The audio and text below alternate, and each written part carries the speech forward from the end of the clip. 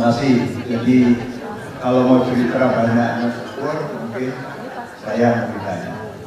Saya tahu adik belum jadi notaris, sudah dekat dengan karena dia pernah bekerja di tempatnya Pak Lalu dan hasil saya tidak tahu. Saya kenal Pak. Pada waktu Pak Syukur masuk, kita kenal kakaknya Pak almarhum Pak Syukur itu yang paling tua Mas Rofi. Jadi saya kenal baik karena Pak Abdul Habib juga baik sama saya, karena istri saya juga kerja lewat kerja. Kalau sama notaris Abdul Habib kerjanya di luar daripada jam, 3 jam, itu namanya notarisnya Abdul Habib. Ya, jadi saya berapa ya, mohon maaf Pak?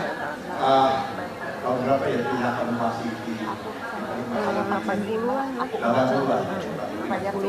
Jadi saya kenal dia masih baru selesai sekolah, bagaimana dikenalkan gitu. Saya kenal dia juga. Jadi dan bahkan pada waktu pacaran pun saya nggak itu hebat gimana dia memberikan isi hati.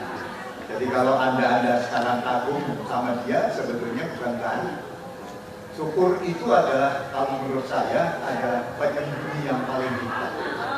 Kalau dia tidak suka pun, dia bisa mengatakan dia suka. Jadi, kalau bicara sama dia, harus hati-hati bicara. Dan saya tidak bisa menghilangkan adalah, seminggu sebelum itu saya ulang tahun. Mereka datang 1 hari. Tapi sudah panggil semua, cucu saya memberitahu tidak boleh makan macam-macam semua, termasuk anak saya dan istri, karena dulu dia jadi saksi. Banyak pesan disampaikan. Bahkan itu saya baru merasa setelah waktu pertama itu pulang, kan anak sama menantu saya belum pulang. Menantu saya bilang, kalau manggil saya kan seperti cucu saya manggil saya. Jadi kenapa? Kok Om Syukur begini ya? Biasa kan ya? Pasti ngasih nasihat. Bukan. Dia ada minta sesuatu yang saya nggak tahu. Yang nggak tahu sampai hari ini dia nggak tahu. Mungkin dia menyampaikan pesan yang tidak terakspor. Sampai hari ini saya suruh mikir. Tapi kalau saya tanya sama anak saya, dia dengar juga. Kalau dia pesannya ya, pokoknya kita ini harus menyelamatkan kehidupan perkawinan menurut anak saya. Terus, that's the best. Cuma saya juga mikir, tumben bos itu tentang itu, tapi ya sudah. Saking dekatnya gitu ya. Ya, jadi kita udah nggak ada batas.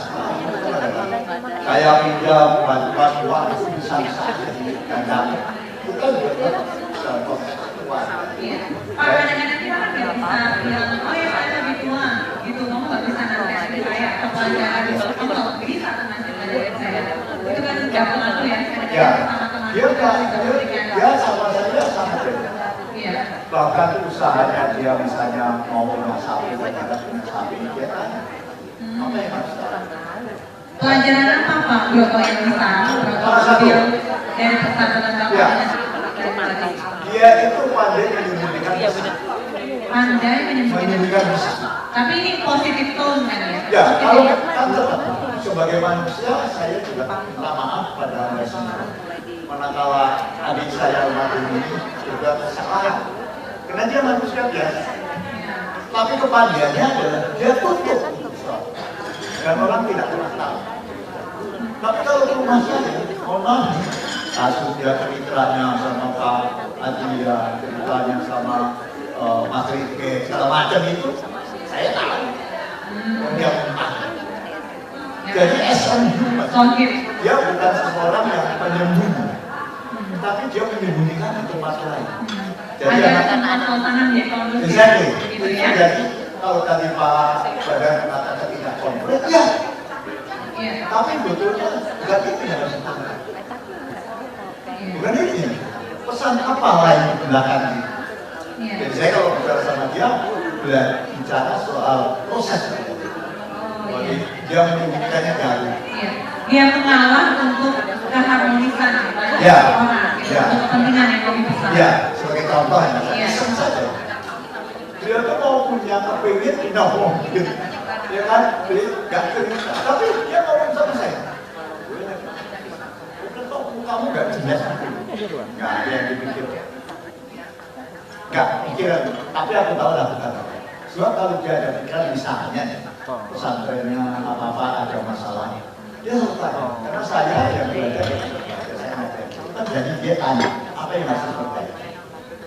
Dan seperti itu maka dia turuti. Sekolahnya jadi hebat. Itu kan sekolah kan sisanya almarhum bapak. Dulu sekolahnya biasa saja. Sebelumnya bukan sekolah pesantren, tapi dijadikan pesantren sama dia, terus didaftarkan resmi ke pemerintah daerah.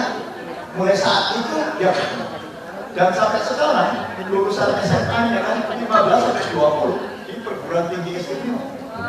IPB, jadi itulah kebanggaan. Saya bilang kalau kamu melangkah sekali belajar dan kamu bisa mengajar, terutama bebas kan. Berarti pesantrennya itu udah sampai SMA ya? Iya, sudah sampai SMA. Alia. Dan dia selalu ngomong gitu, makanya Nanti paling enak belajar bersama. Iya. Nah, dia kalau menyampaikan Udah mau pada anak saya dan anak saya, dia bicara lugas. nanti yang akan menyusul tadi tuh teman-teman kalau nggak tanggal 10 tanggal 11. Pelajaran apa? Kalau tanggal 10 kan Jumat sore, tanggal 11 Sabtu itu katanya kalau Sabtu lebih panjang. Jadi kalau misalnya ada Tadi kasus kata di udah Peri lebih banyak teman-teman apa yang datang takutnya dari dia jauh. bicara pada saya bukan bicara ngomongin orang. Masalahnya seperti apa? Dia tidak bicara gue mikir kayak gitu. Jadi Solusinya, ya, dia solusinya sama apa? konsep tidak konsep. Karena saya sebetulnya saya ada di Coba dia banyak bicara pada saya. Itu yang membuat saya tidak bisa apa-apa pada waktu dia hidup. Ada kan berita, kita kan semuanya dari baik. Nanya mengenai kasus almarhum. Kita kan nggak ngerti. Saya pegang pun 2 itu terus muter-muter di rumahnya. Sampai saya kita baru bicara. Satu, yang kedua, itu sama siapa? Ya jadi kalau kasusnya dia kemana-mana sama suaminya ya memang itulah terbentuk karena situasi. Bayangkan kalau bisa bayangkan saya mau membuka kembali bagaimana waktu lagi sama agama. Yang diberitahu itu kita dari Mbak siapa yang dimana? Mbak Nenek itulah yang dia tulis. Jadi saat itu saya keluarkan mobil belakang dari itu ke rumah sakit. Pokoknya ada di rumah sakit saya kejar sana. Anda kalau melihat makanya saya berdatangan. Saya nggak ngukur. Itu almarhum mertuanya saja belum. Saya sudah nggak ngukur. Repot kan?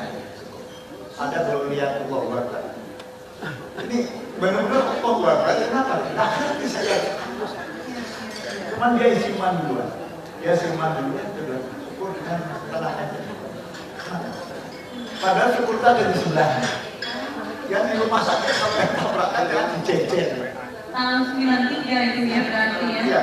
Iya. Jadi lalu saya pikir, ini siapa yang bisa nggak bisa kita jadi. Karena kalau dokter bilang, kalau dokter jaganya ini patah tulangnya banyak Pak. Jadi saya mikir, saya punya dokter sehat yang di CHP itu kan kelas sama saya jadi sehat. Cuma dia di kedokteran ada teman-teman yang bikin, dan dia saya bilang kita bawa ketemu. Bayangkan nggak? 2 tahun mereka berdua itu tidur bersebelahan, nggak bisa tahu. Bisa bayangkan Pak. Jadi sampai Kalau orang tidak pernah tahu sejarahnya dia nggak bisa bayangkan. Itu cuma bisanya cuma kepala dari kanan sama dia. Dan saya harus mendorongnya juga, tapi kan ya tidak sabar hari. Tapi betapa kita tahu sakit. Dan sebetulnya itulah pelajaran di mana dia bisa bertahan sampai sekarang di Notari. Lalu saya bilang, pada waktu dia mau bisnis, dia kan paling suka ya, nggak ada yang cerita, paling suka apa namanya lukisan. Mohon maaf, kalau misalnya dihitung, itu mungkin miliar. Saya mau pesan sama Malik sudah kita ngomong. Kamu nggak bisa biarin, karena itu harus diminum. Semakin tidak bagus, mungkin. Masih banyak yang lukisannya.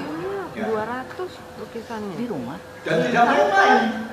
Iya, Kalau iya, bikin iya, proyek iya. di kantornya dia di lantai 3, itu sudah tidak pameran, karena sudah susah ditaruhnya. Nah, kalau itu menurut, nah itu salah satu yang saya kagumi, dia itu punya sense.